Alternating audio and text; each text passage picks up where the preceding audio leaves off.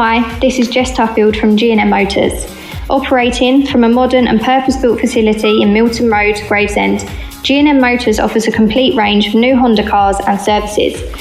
As well as new Hondas, we have an extensive range of used cars, including ex-Motability cars from a variety of manufacturers. Specialising in new Honda cars, G&M Motors has been retailing quality new and used vehicles to the people of Kent and South East London for over 4 decades. We have been a Honda dealership since 1972 and are the country's longest serving supplier of this renowned marque. Conveniently sited just 2 miles from the A2, 10 miles from the M25 and Dartford Crossing, visitors to our showroom are assured a warm welcome from our experienced and friendly staff.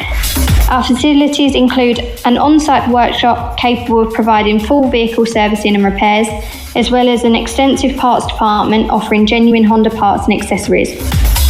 The expertise of our skilled mechanics is not limited to just Hondas, but extends to most makes and models of motor vehicles. Whatever your motoring needs, visit us at G&M Motors today. The newly extended hours of our G&M headquarters means that you can contact us from 8 a.m. till 6 p.m. on weekdays and 9 a.m. till 6 p.m. on Saturdays. To contact us, call us today on 01474 365 026. Thank you, Jess. Debbie Julian's here. Don't forget to call Jess on 01474 813562. G&M Motors have been dear friends with the Julians family for over 4 decades now. From my dad Lenny to me, Debbie, Lions together.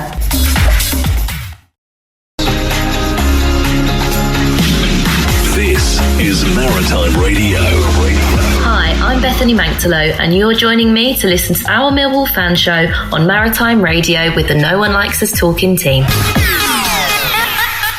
Welcome to the Millwall No One Likes Us Talking, our Millwall Fan Show, live from Maritime Radio Studios on 96.5 FM. I'm your host, George Lampey, and with me I have the No One Likes Us Talking team of Ted Robinson, Patricia Maslin and Stan Godwin. Not everybody likes them, but they don't care. Welcome, guys, to the studio. Thank you. Good evening, George. All right, George. Obviously, we've had 2 games. We've got Preston North End at the week we had it last weekend, and then we got Blackburn in the week. Ted, I'll start with you. If you guys cover both games and give me your opinion on what you think. Well, I thought we played very well at Preston. I thought it was a good performance at a tough away ground. We do tend to do quite well there, actually. But it was a great goal from Zion Fleming. Nothing more than we deserved. But the first few minutes, they seemed to be looking for Gary Rowett. I think they was all over the place. But sorted themselves out, and I thought from there on in it was a pretty good performance. Dug in towards the end, but you know we played well. We created a few chances. Few good promising performances like Adoma up front. I thought he looked good.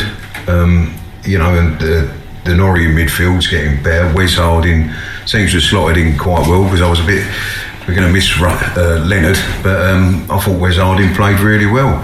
And then the Blackburn game, I thought they took it on there. They changed the formation. It was a completely different way of playing, which is obviously what Adam Barrett's decided to do.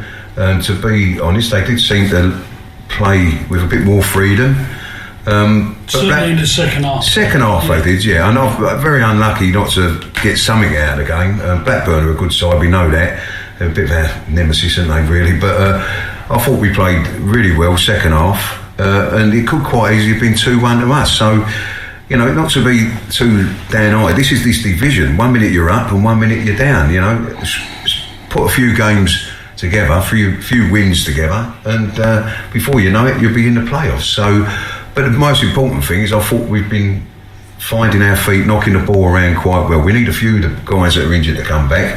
That goes without saying. But I thought, all in all, they was 2 pretty good performances. Pat, how about you? Going back to the Preston game, I thought Norton Cuffey had a particularly good game. Imaku getting man of the match. A 19-year-old is going to be a brilliant prospect. I think we had the winnings of that game. I know first half we were much better than them. The second half we sort of fell away a bit. But I was disappointed with the substitutions. I thought they were very Rowett-esque in their like-for-like Whereas if he'd brought Eze on and Saville, we could have perhaps attacked more and won that game. So I was a bit disappointed. You thought Borough played in a very Rowett type of way, did you? Yeah. That's a new word, Rowett-esque. I'll write that one down. Well, how else could you describe it? Blackburn, first half good again. I think we capitulated after they scored. I'm quite disappointed with the second half. As you say, there's a lot of injuries to come back. Was definitely lacking another decent striker. Hopefully Nisbet fill that place. Very disappointed. 4 wins at home in the last 22 games. I counted that up before we came. Denore, always a good game, but apart from that, it's just nice to see Honeyman back, and hopefully we can kick on with a new manager soon. So Nisbet may be coming back, so that might. Yeah, he's not the greatest of players, though, is he? Well, that depends on the service that he's had, really, doesn't it? Yeah, we've yet to see, haven't we? Just for anybody who doesn't know, Pat's never very exciting. I was trying to be positive. I've given up now. Unless Neil Harris or Steve Morrison. I'm bringing the room down. Stan, let's get to a sensible person. Oh, okay. Well, we're going outside. As far as I'm concerned, I mean, if you take all the criticism used to come prior to the Preston game about the way we played, we were too defensive, we didn't do this, we didn't do that. In them 2 games, in no way or shape or form could they be they were the best 2 performances I've seen this season on the pitch, and they bore no relationship to how we'd been playing beforehand. I thought we moved the ball well. I mean, okay, against the Preston game, it was a bit of a problem when we go a goal down after 3 minutes, but we come back from that. Okay, I think we were moving the ball around. Okay, the passing was sharp and whatever. We were playing well, and I think when we played the other night, right, again against Blackburn, who are no mugs, although their most dangerous player, they've now lost him. But I thought again we played really well. Harding, I think, is good. I think Leonard's going to have a problem getting back into the team when he's fit with Harding, because I think Harding's been outstanding. He's been a real success, hasn't he? And I think both them 2 performances have been very positive. Right, and if we carry on like that, we ain't going to go far wrong. No, I think you're dead right. Harding has surprised me, because when I saw him pre-season, my quality judgment of football players, I didn't think he looked actually too good, but since he's come in the team, he's been excellent. Yeah, I mean, he's an out-and-out defender to a certain extent. He surprised me a little bit the other night, because he was actually playing some decent passes out of defence. I'll give him credit for that. I must say, wish Joe Bryan all the best, because the boy looked like he took a nasty groin injury there by the looks of it. It was as if someone shot him when he went down. But and I think he was just coming into some form. But I'd like to wish him all the best and hopefully a speedy recovery. Yeah, he's done very well for us. Right, the Community Trust and Millwall FC are both celebrating Black History Month with interviews released on their respective websites. Here is a flavour of one interview with Millwall Community Trust trustee Jason Vincent. Firstly, what does Black History Month mean to you? Okay, yes, Black History Month means to me, I think a celebration and a reflection of the achievements of men and women, especially looking at, the Greenwich generation, the contributions they've made, locally here in the community, but also in the UK. 2 people spring to mind to me. Dr. Harold Moody, who was a community activist and social organiser throughout the 30s and 40s, and did a lot in the Peckham and the New Cross areas as a practicing doctor. He was very much beloved, and his story in terms of tireless work he did for communities is something which I think is important for people to understand and to be aware of. Secondly, I think of all Sam King, who was a serving army private during the Second World War. He came back to London, back to again the local communities around here, and he did a lot of work in terms of social organising and working with communities. And in 1983, he became the first black mayor of Southwark. And at this time, there was no black mayors across the country, let alone in London. So all remarkable achievements, and I think their stories are both inspirational, not just only to black people, but I think also to wider communities, white, Asian communities as well. So yeah, that's my take on it and my feelings.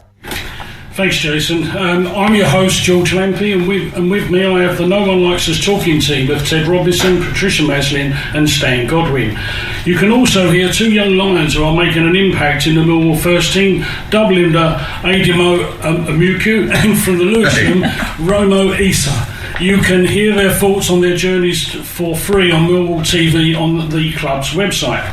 Our first guest was a Lambeth-born Millwall fan, man and boy, who started his football career via the West Ham United youth system. So many did, actually. He made his league debut at Exeter City on loan in 1999.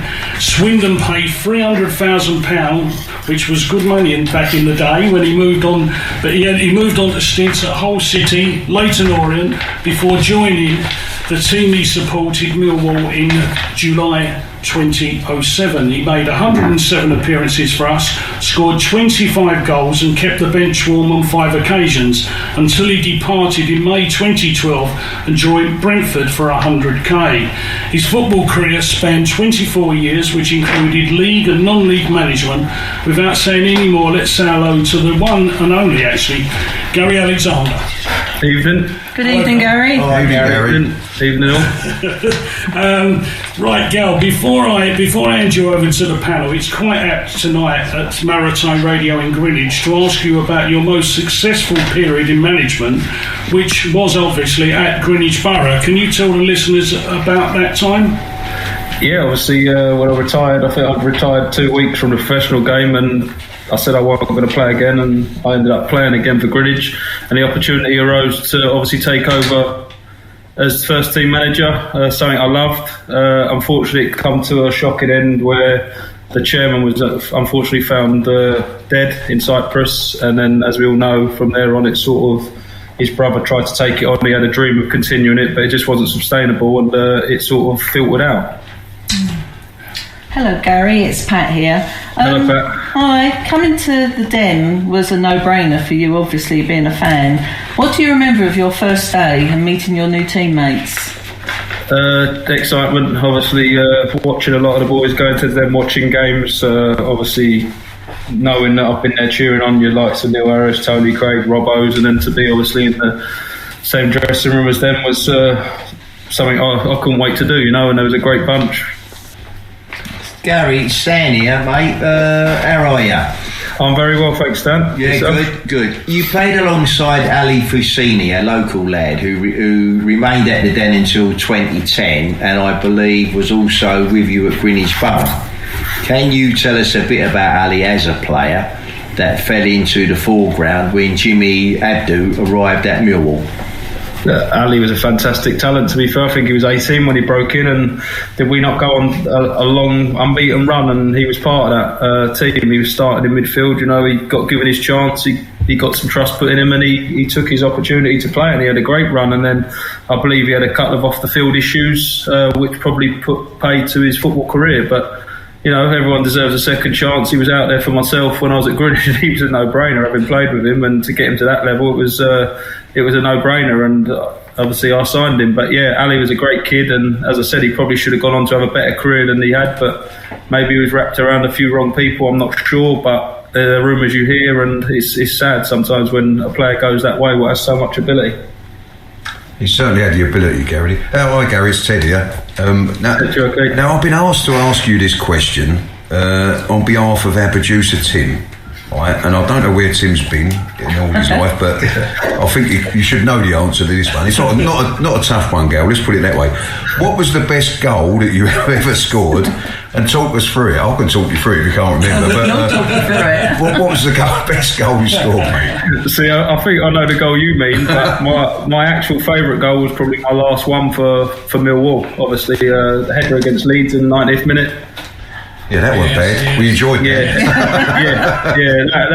That's my all-time favourite goal. Obviously, let his dream come true to obviously score at Wembley. You take a tap in, you take a 30-yarder, you know. But we actually lost that day, so it's. Tell me the truth, Gal. Was it a hit and hope, or did you pick the top corner out? No, clearly I picked the top corner. That's right. No, you're a professional, mate. Always thought you don't shoot, you don't score, and on a big occasion like that, it's either, as I said, I've said it before on radio, I think if it'd gone over the bar, I think there'd have been plenty of abuse.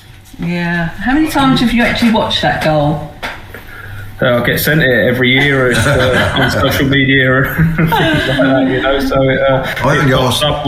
I only ask, Gary, because every time I tried anything like that, it normally went out the park somewhere, if you know what I mean. It wasn't the way it came down to you, but you hit it so sweetly, didn't you?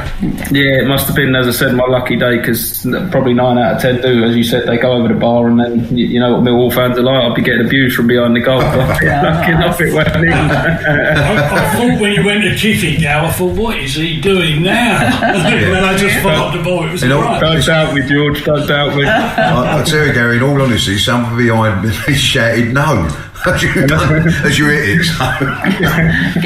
Gary, you played alongside Millwall legend and top goal scorer Neil Harris on many occasions.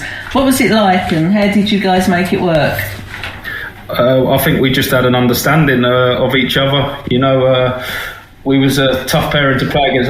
I see someone the other day, and we was talking about obviously myself and Neil, and he said how he used to come off the football pitch knowing he'd been in a real battle, and we just knew how to play with each other, myself and Neil. Obviously, I think you look back to goals like, I think when Neil scored his hat-trick against Bournemouth, the combination play was that was a great goal as well. For those of you who can remember that, I'm sure you can, when he scored the hat-trick, and we played a few 1-2s around the edge of the box, and we had that understanding. We also had the understanding if one of us was in trouble, one of us would go and get the other person back now, and we couldn't do it, so we had a little bit of spite up there about us as well, so it was a good pairing.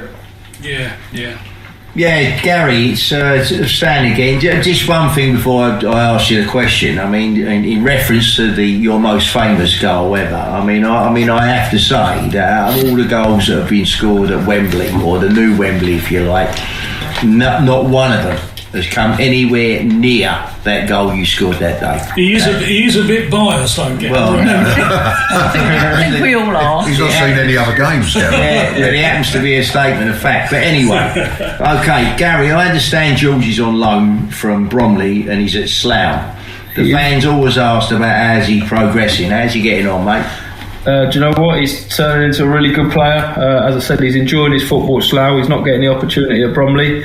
Hasn't been given an opportunity there for whatever reason. I'm not sure whether style of play or what suits his sort of game, but he's gone to Slough. He's obviously got to make a name for himself after leaving Millwall. He's scoring goals, and there's a little bit of interest around him at the minute, which is great. So fingers crossed he can continue. He's growing into a man now. I think we all knew that from seeing him. He was a slow developer, but he's grown into a man. He's filling out, and when I get to watch him, I'm really impressed. And as I said, hopefully he can be in the right place at the right time and can kick on. This is this boy's dream, so he's got to follow it. That's great, Gal. I'm glad you answered like that, because when Stan asked the question, I thought you was talking about our George. Oh my God! That's great. I filled out That's great to hear, though. It's great to hear. But Gal, in your first season with us, you had 5 keepers. I understand. We were in between the sticks, and that was Edwards, Day, Pidgley, Evans, and Douglas. Now, I'm not sure about his next bit, but was it a great relief? I don't know about relief when David Ford turned up in goal. Do you know what? They was all good. I'm not going to knock any goalkeeper. There was all good goalkeepers in their own. Everyone has good times and bad times, and good games and bad games. But Fordy turned up, and we become pretty close because he signed not long after myself. I actually showed him around Bromley and things like that, and we've become close. So obviously Fordy was a great lad, and he turned out to be an unbelievable keeper for Millwall, which was. Bromley have never forgiven you for that. You know that. So I showed him around Bromley. So yeah, I believe he's still there. I haven't seen him in a little while, but as I said, he was a fantastic signing for a club, great servant, and as I said, he went on to have a great Millwall career. Gary, considering the way the game's played today, 3 or 5 across the back, a high press, wing backs playing out from the back, how do you think he will cope in today's game? I think I'll be sent off every week. But do you know what? The game's changed. It's more possession based, isn't it? It's you have the ball, we have the ball, and I think obviously sometimes when I get to watch Millwall, if I watch them on the telly, I think they need to have that little spell of possession a little bit more than giving the ball back so soon, especially at the level they're at now. I think the game's based on possession and then waiting for the other team to sort of come out of their holes and allowing you to attack, and the quality in that league obviously is there for everyone to see, and if you can have that spell of possession, eventually a team will make a mistake and come out of shape and you get that opportunity. Do you like the modern game, Gal? Do I?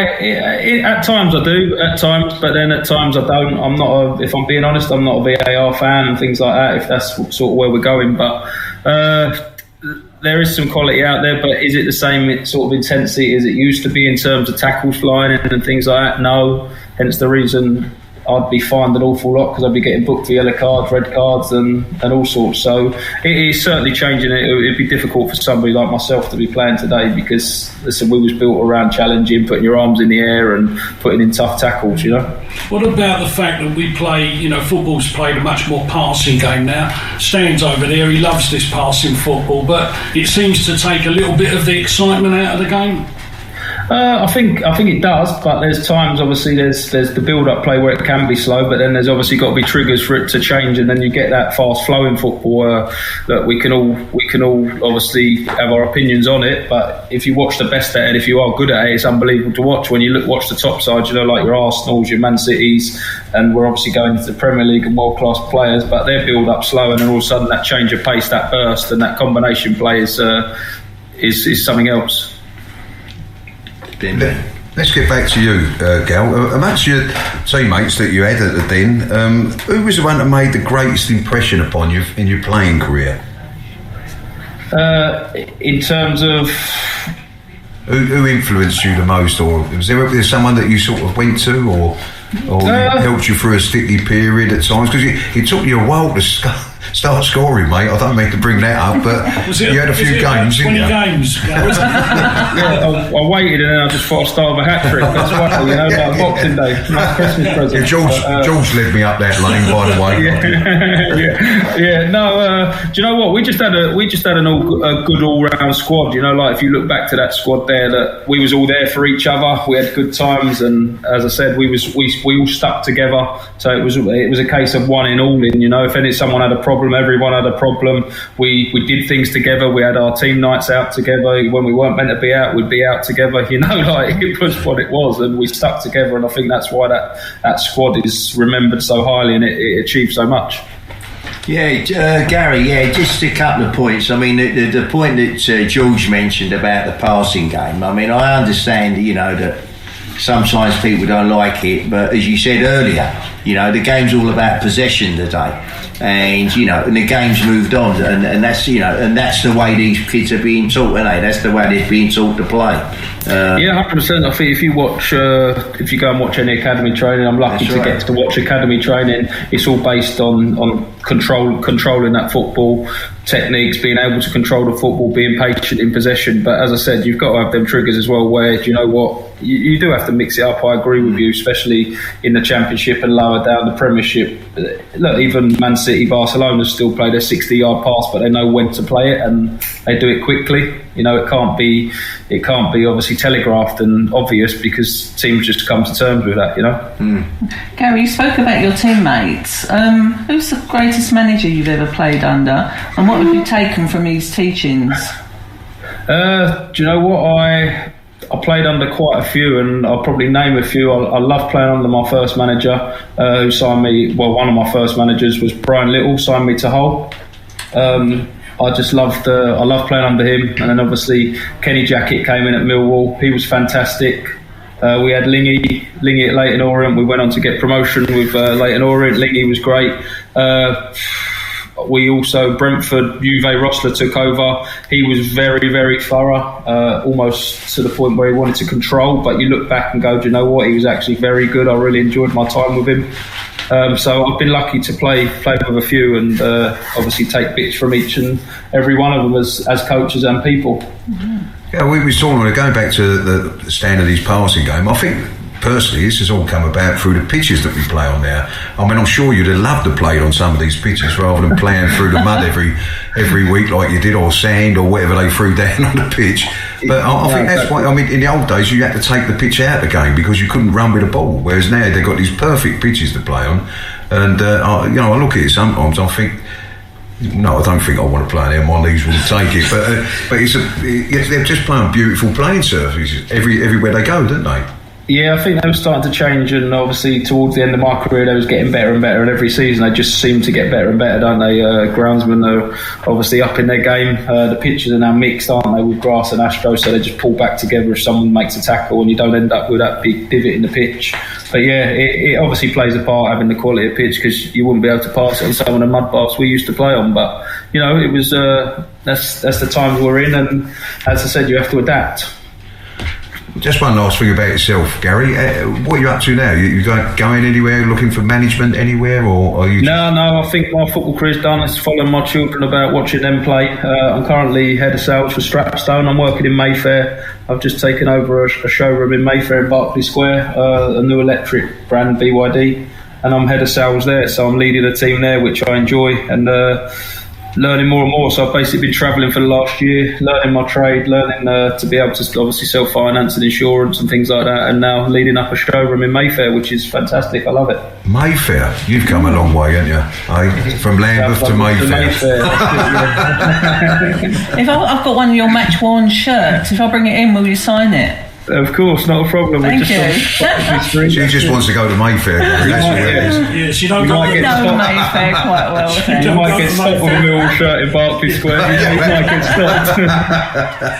Well, it's been great to speak with you, Gary. It has been a pleasure to have you join us once again. But before you go, as is always the case, we asked her for a prediction for Saturday. Watford, obviously, against Millwall. What do you reckon? We're not in a decent run of form, but you know what? Adam Barrett's actually a top man. Used to have many a battle with Adam, obviously playing through the years, and he's a great lad. So do you know what? He's due a win, and I want to give it. We're turning a performance and win 1-0. Do you think he'd be a good contender for the job? Look, I don't know. It's one of them. Listen, he's a great lad.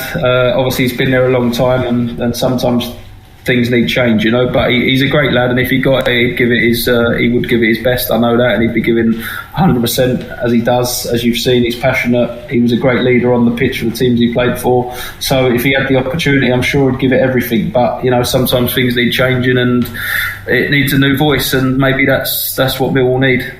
Yeah. Well, thanks, Gal. We look forward to hearing from you once again in not too distant future. Good luck with the business.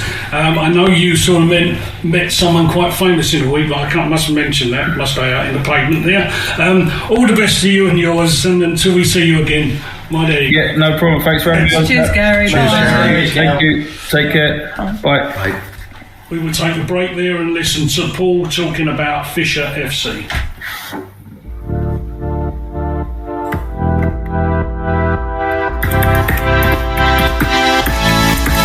Hi, I'm Paul, a Millwall and Fisher FC supporter. There's always been strong links between our clubs, and as such, Fisher FC would like to remind Millwall season ticket holders and supporters club members that entry to watch Fisher is just a £5 if you show your card at the gate. I'm your host, George Lampey, and with me I have the No One Likes Us talking team of Ted, Patricia and Stan Godwin. Yes, get down to St Paul's Sports Ground, Rotherhithe if Millwall are away and you have not gone. We're going to hear now from one of my favourite ladies, Ellis Barr. Hello, Ellis here, and I'm glad to be back talking about Millwall. I know many have watched my videos, so you will all know that I don't wear splints as much anymore. Thanks for your support along the way.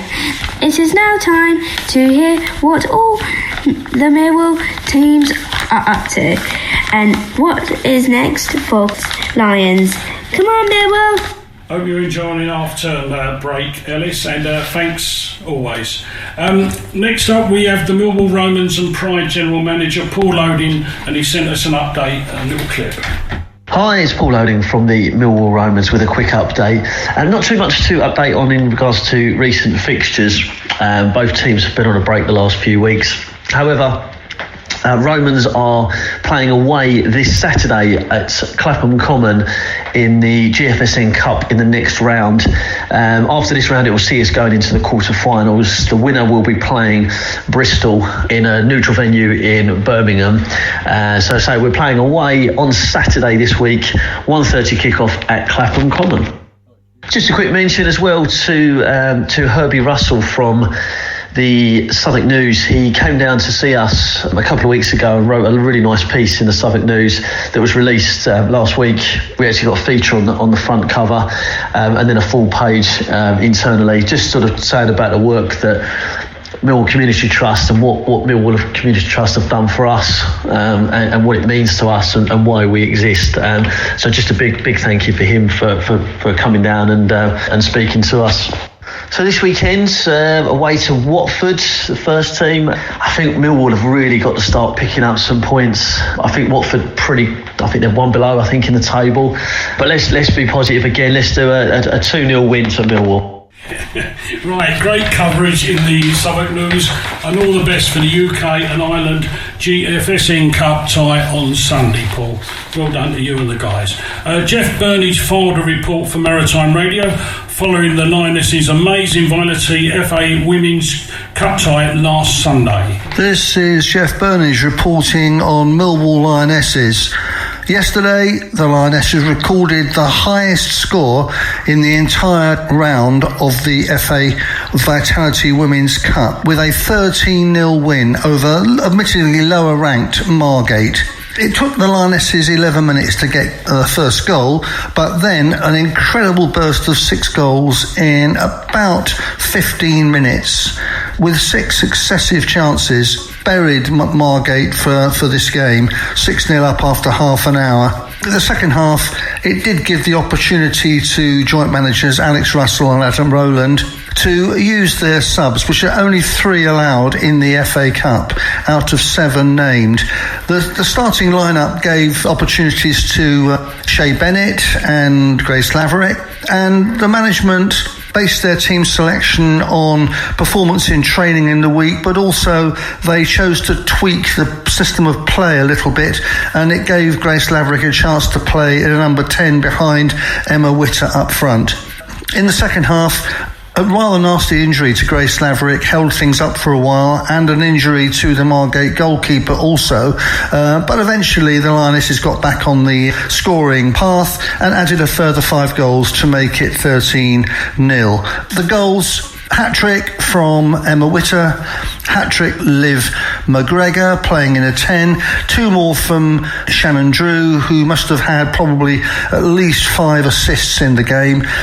Scoring was finished off by Ellen Napper, Grace Laverick herself and Ella Bailey, and the match drifted then to an end, and all eyes now are on the draw Monday lunchtime for the first round proper of this competition, when things may get a lot tougher. We'll try to bring you that draw as soon as it's to hand.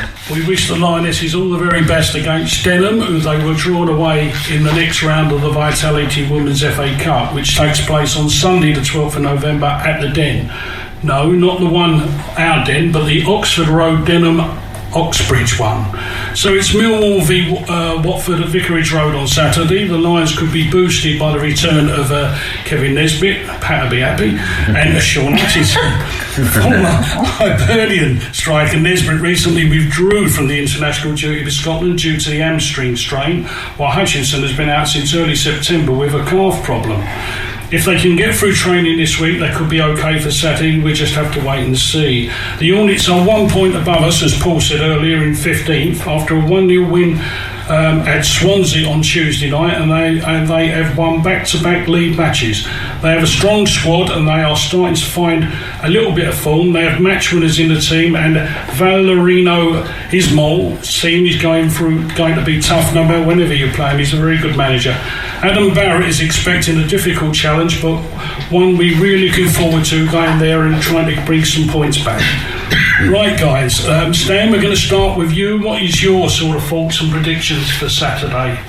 Well, I think, our record at Watford or against Watford in recent years is not too bad, and I think that, and what I've seen at Watford, I can't say I've been too impressed with them either. So my view is, I think we can go up there if we carry on improving like we did over the last two games. Then I think we're more than capable of going up there and beating them.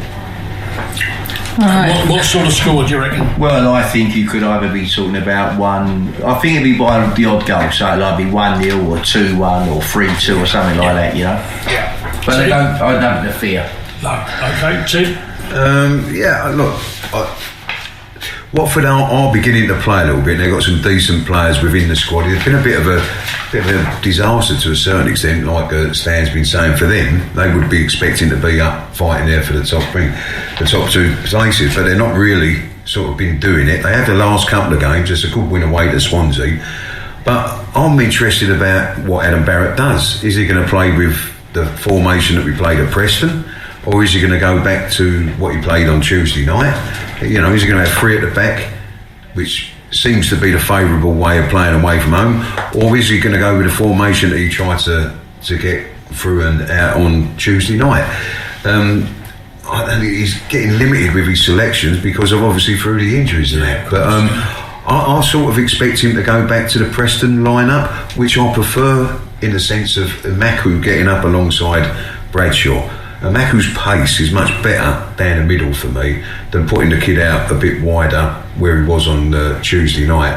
He looks a bit more at home to me down there, and not only that, it helps Bradshaw. I think Bradshaw played. He has a lot of chasing around Tom Bradshaw, which is great, but on Tuesday night I thought he was a little bit isolated. So I think I would like to see the team line up like they did against Preston, because I thought Preston was a very good performance, away performance, and I think it would suit us better at Watford. But obviously that's Adam Barrett's decision. What did you think of Longman down that sort of side of the pitch? Well, I would. What I'm thinking, George, I would put Longman back to where he's played at the beginning of his Millwall career, which was as a wing back instead of Joe Bryan. So you bring Murray Wallace back in as a free.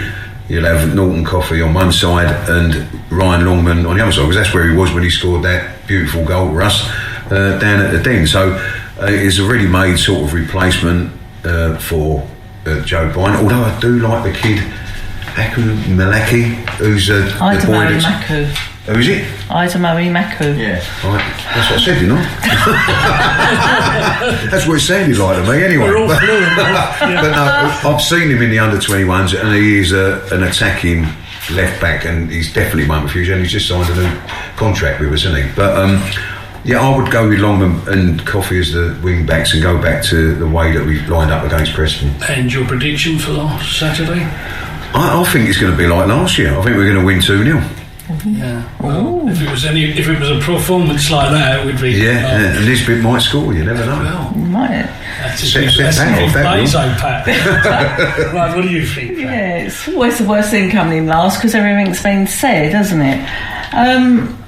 Watford are a funny side. I still think they've got delusions of grandeur, haven't they? They should be like Premiership. Was it 19 managers in 11 seasons? That's some going.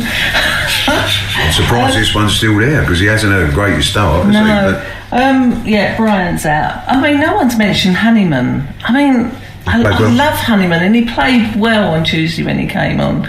It'd be lovely if he got a start, wouldn't it? He did play well. He did play well, and I think Longman was out of position and he disappeared. I thought he had a really poor game. So Sean Atkinson should be back as well. So we've got that option at the back there. I think we're going to win. I think the players are playing a bit freer. They don't seem so structured. They go forward a lot more. I think we're going to win 2-1. Well, the thing I say about Honeyman, it surprised me how much difference he did make when he came on. He did, yes, he did. Yeah, the only thing is he's had a long injury, been out for quite a while, so they may have to. So I wouldn't see him playing. I wouldn't see him. 90 minutes. I wouldn't see him starting. He did. Keen, he was buzzing, and he brought a lot of energy to the side and lifted them when they needed it at the time. But I'm guessing here, Pat, he might be 100% fit, and you may well see him in the starting lineup. But they tend to, after long injuries like that, sort of ease them back in. I mean, he only had 20 minutes the other night, something like that. Yeah, and I think they may well, having been so impressed as an impact player, they might well just hang on to him for the time being and be another 20 minutes or half hour. As you say, he was impressive. You do need the two up front, though. I think so. Yeah. Bradshaw's just not cutting it on his own up. Well, it's hard work on you. It doesn't matter what forward you are. Did I get a score from you, Pat? 2-1. You're not listening, George. She said 5-0 first time. Right, we're just going to lightly touch, because Pat always wants to talk about this subject, and she's been wanting to talk about it for 4 years actually, with Garrett Rowett leaving. Pat, not so much the leaving, obviously what's the future. I mean, so who do you guys, and I address you all here, we've only got a little while, but who do you see? I haven't got a clear favourite. I'm trusting Berylson and his advisors to find us the right person. I thought he was right in parting company with Rowett. I thought it was well timed. I think it should have been the end of last season, after the Blackburn game, and it was strange that he went 3 days before our game, when you had that long international break. I think there's a story to come out there, but anyway, I think we should look forward and not backwards. Yeah, but you've got no sort of nod-on candidate? No, I haven't. I don't think there's one clear favourite. I'm hoping they're going to come out with some... Stan, have you got anybody? Well, I would have a number of them, to be honest. I mean, I've looked at the list that's there. I mean, so I wouldn't entertain Warnock. He's too old. Dinosaur, that's for me.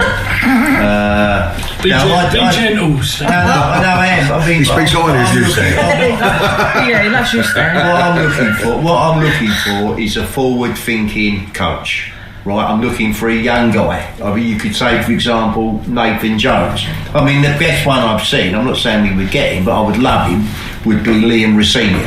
I mean, I watched Hull the other week when they played us, and that football was top class. That's the way I want to see the game played, right? None of this long ball rubbish. That's the way. I'd either go for him, I'd either go for the guy at Plymouth, I'd either go for the guy at Ipswich or Preston. And then I've got no problem with, as I said, Nathan Jones, didn't I?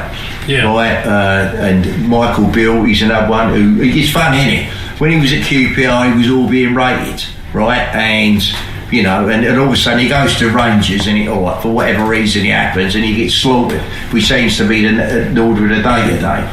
But but that would be, and failing any of that, I'd be looking in terms of coaches, I'd be looking at either Italian or Spanish. But I certainly am not interested in any English dinosaurs, I'll tell you that now. Don't fancy T-Rex here, no? Right, Steve, and where do you go with that? I mean, I did say the other day, and I'll repeat, after Stan's gone through all them things, I'd asked Pep what he was doing. Did he fancy a new challenge? That would be my choice, without a doubt, because there's only one manager about. Well, it would, yeah. But listen, I've got this sneaky feeling in my head that there's all these names have been banding around, and there's someone we've not even heard of at this moment in time who's going to come out from the woodwork somewhere, and we're all going to go, really? Where did that come from? Because there's so many names have been, and rumour mills always happen when a manager leaves and connections come up. Michael Beale's an obvious connection because he's supposed to be the Millwall family and all that. But I just got this feeling, because one surprised me yesterday that came out of the blue and sort of got himself into the betting, and that was Dennis Smith, who, who's got a good pedigree. He'd been at Villa, and he took Brentford to where they started before this guy. And I've got a feeling that something like that's going to happen, but he's not going to be just come out and get into the betting. He's going to go straight into the position, no reason I know anything. Kavanagh would guide young. Yeah, no, I mean, I must admit, all the candidates that have been in the betting and whatever that, I mean, I'll give any one of them a chance. But Warnock has always said the only team he will come back for is actually Portsmouth. That's the only team he will come back. Our producer just fell off his chair. George, let me just say this, right? I mean, because people need to be very careful here, right?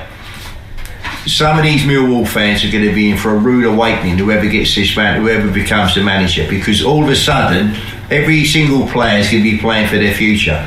And all of a sudden, you know, I mean, I read he might turn up and he might turn around and say to Maku, you've got no future here. I mean, that's... Oh, of course, yeah, that's the chance you take. If you don't put people crying then... Yeah, no.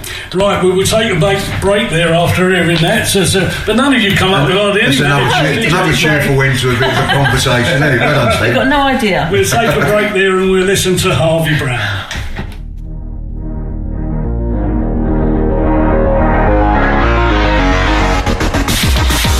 Hi, Harvey Brown here. I am proud of the Lions Food Hub, which is jointly owned by Kelly and Ellen Webster, and they have been supporting families within our community for over 2 years on Millwall match days. If you would like to donate to them, they have a match day donation hub by the SE16 bar at Coldblow Lane, end of the ground, where they accept any food or money and toiletry donations. If you can help, any donations will be received with thanks.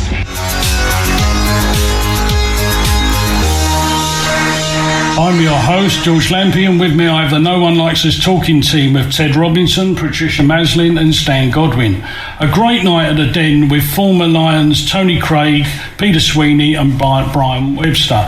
Raised much needed funds for the Lions Food Hub, but help is still needed, and if you can help those in need, they would be most grateful. Always open on match day, so take your wares to the Food Hub hut. Our second guest tonight is our producer, who is here in the studio with us. He brings you the Rock and Goals programme on a Saturday. That's a good title, isn't it? Yeah. Between 4 and 6 on Maritime Radio. He has an extensive background in radio. He enjoys the mix of radio and hosting live events. Yes, it's the one and only Tim Courtnell. Hello, Tim. Hello, Tim. Good intro. So it's Rock and Goals, but it was supposed to be rock and goal, as in like rock and roll, but anyway, someone stuck an S on the end and it stayed there. I think the goals always rock. There's no Hello Tim, Pat here. Hello Pat. I was one of the original Millwall Lionesses. I was interested to hear that you felt women's football would get greater coverage when we were on Maritime last time out. Did you ever believe that its profile would have grown so quickly? Well, I'm somebody who I've always watched women's football because my niece, my sister's little girl, she played for Pompey Girls when I think she had the blue blood as we all have, So she played for Pompey Girls, but there wasn't a big, there wasn't a lot of young ladies sort of trying to get in the team, so she got quite high in the team without a lot of competition. But I used to go and watch her week in, week out. I used to go and watch her do training and everything like that. So I've always watched women's football, but I think it's grown rapidly, and it's a shame that England had to win the Euros for it to explode like it has. And this should have been, the BBC should have been doing a match of the day equivalent years ago, but they've only just sort of got onto it now, really. I'm not surprised it's exploded. I mean, lady footballers are now celebrities, and even the average person can name sort of like Alex Scott and other vendors. So I'm not surprised actually, but I'm glad it has.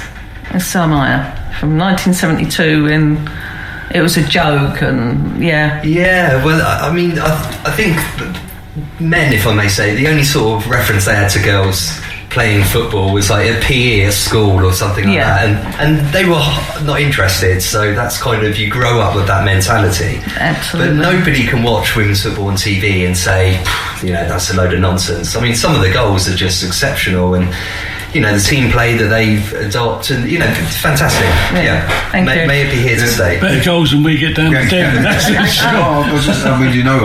My granddaughter plays football, and I go and watch her, and there is an explosion of girls' football now, and without that, there's far more team. The only thing at the moment, there needs to be a few more, because they play quite a distance away, you know what I mean? Whereas the boys, everybody sort of plays, and that would help them if they got, you know, a few more teams more locally, if you know what I mean. But compared to when Pat was playing, when people were shouting at him, mate, you got any ironing to do, when they was running around on a park somewhere, long. You know what I mean?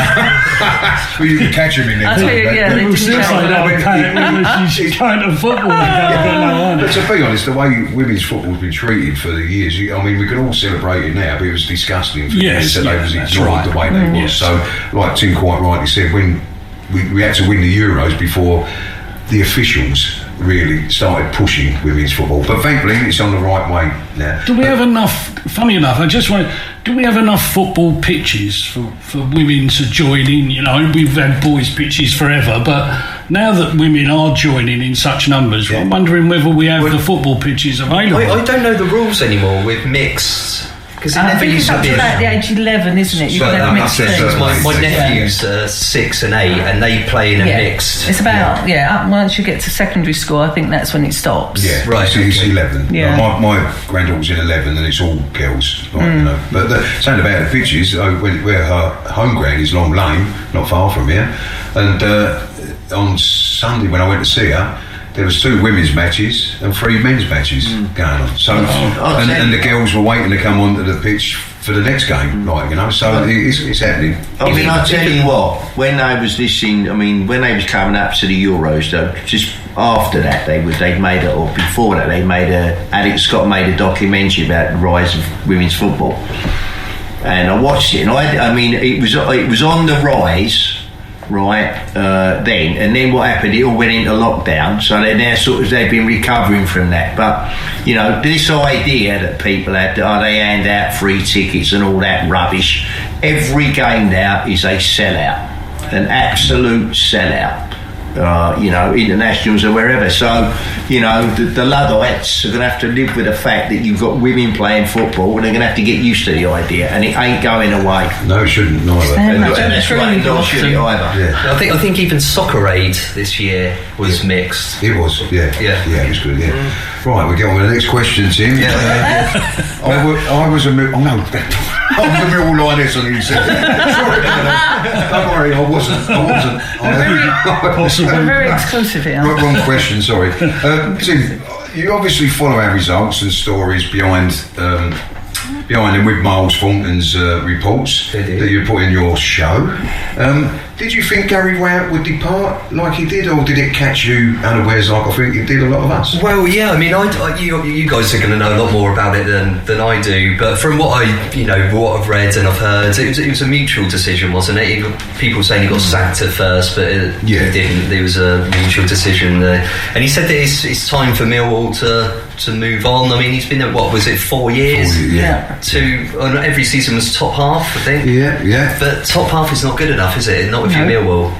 Well, no, it's not where you want to be, but I think because it was consistent over the 4 years, the standard that he set himself, people wanted to see it go higher. And last year's unfortunate business with the last game where we was within touching distance of the playoffs, I think that knocked him more than we've realised, you know, like it did all of us. But you listen to Gary, and I think he felt himself his time was up. So, it wasn't mutual. He wasn't sacked. I think he asked to leave. And, they just said, we'll move on. Yeah, okay. Well, it depends who you get in next as manager. You could do a Tottenham and get this manager that everyone's who. Somebody top of the league. Well, there's some bloke that they reckon coming from Portsmouth or something. They reckon our job. Yeah, I mean, it's. I just find it amazing, really, when you look at Rowit's record. But there we go. But anyway, Tim, how do you find? Millwall are playing Watford on Saturday. So, what's your prediction of that game? Do you know what I've thought about this? And I've got to go. Be very careful who you answer this to. I'm going to go a 0-0 ball draw. Sorry. Oh, dear. Sorry. Oh, have you seen that? Have you been watching us play secretly? Where did the ball come from here? Yeah, there's no need to say that. The ball of it. Right, an exciting 0-0. Tell us something we don't notice. Well, thanks, Tim. It's been great working with you and the Maritime members of Duncan and Jack. We will try and tie up a few Saturdays in the near future to come in the studio and maybe do a show hopefully again in November. In the meantime, we wish you and all your sort of very best, and many thanks for hosting us once again. And you're welcome. And it's not quite as hot tonight as it was last time we were here. It was absolutely baking, wasn't it? So thanks, mate. We much appreciate it. Thanks for having me on the show. Yeah, thanks, guys. Right, I'm your host, George Lampey, and with me I have the No One Likes Us Talking team of Ted, Patricia and Stan Godwin. We are all looking forward to the next game at Watford on Saturday, but in the meantime, here are a few matters of interest for anyone interested in football or Millwall. Train travel to Millwall's 2 November home fixtures will be disrupted by engineering works. The Lions take on Southampton on Saturday the 4th of November and Coventry City on Saturday the 25th of November, both 3 o'clock kick-off. In the penultimate month of the year, with supporters advised to check how to make the journey before setting off. Who wrote this? Anyone interested in football and or Millwall? That don't sound right, does it? Football and Millwall don't go together. Never mind. Millwall Lionesses, who I was once one. Millwall Lionesses face Crawley Town at St Paul's Sports Ground, Rotherhithe on Sunday at 13:30. That's 1:30 to anybody that doesn't know. PM. The way they are playing, another goal rush is a possibility, as Crawley come into the game being bottom of the table with 7 defeats from 7. That is the kiss of death. If they're a true Millwall fan, their team, they're going to lose 1-0. Anyway, get down there and roar the Lionesses on. Next week, Bethany returns to host a show on Friday via social media with a couple of guests and a panel of Dawn, Jeff and Dave. Right, thanks, guys. I mean, obviously, this railway business is a nightmare when it comes to home matches, isn't it? And then people going on strike, they seem to pick a Millwall home game to do. It would never happen with Bob I think it's happened for something like a season. Well, they're probably Millwall fans and will go to the game. But I mean, it's terrible. It's every single game we play, isn't it? Isn't it? Right, well, that's my little grumble. Don't forget you will be able to listen to the No One Likes Us team bringing you reports for our games, both home and away, for the Lions and Lionesses, and also updates on Millwall community matters on Maritime Radio. Broadcasting, as I said before, on 96.5 FM. Additionally, you can find us on Instagram, Facebook, social media, seemed a bit strange saying social media sites, and all popular podcast sites. That's it from me. Thank you, Tim, for looking after us tonight in the studio. You're welcome, guys, and I say good luck tomorrow. Thanks, Pat. Thank you, George. And I did let you get your little bit in about rowing. Well, some of it anyway. And thanks, Ted. Oh, thanks, George. That sounded like really And cheers, Stan. I can't see you, but I know you're there somewhere. Yeah, well, the pleasure's been all mine, George. You there on purpose. Finally, let's not forget to keep it safe on the streets out there. Good night and mind. There you go, everybody. Stay tuned, and I hope you enjoyed the Millwall slot.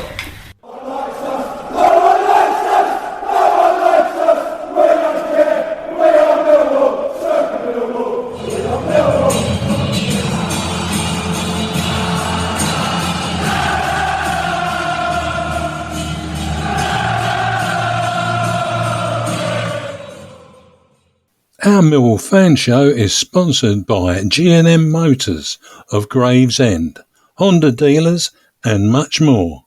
Thank you.